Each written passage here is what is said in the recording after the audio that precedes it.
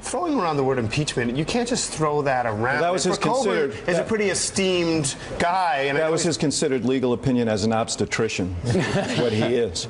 I mean, it's plainly absurd, but it's worse than absurd. First of all, by the way, I don't know if you heard the whole tape, but he said, now, the president's a good friend of mine, and I consider him a friend. Can you imagine how he treats people who aren't his friends? But, you know, when you think about the history of the last 20 years and the escalation of this kind of rhetoric, there are consequences for this country, not just for this president. I mean, obviously, there's not going to be an impeachment.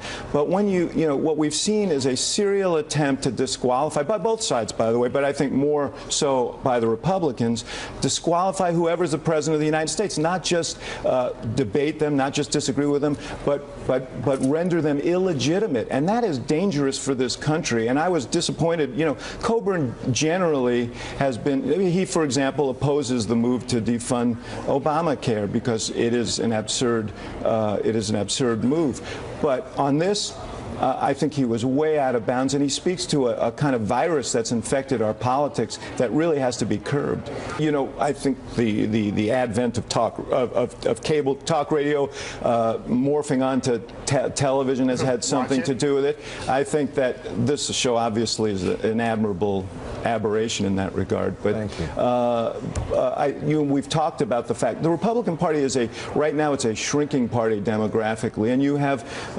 folks who are playing to the base more and more and more, which is a white, Southern, old, evangelical base. And so there are rewards for this kind of rhetoric in places in this country, but the country as a whole rejects it.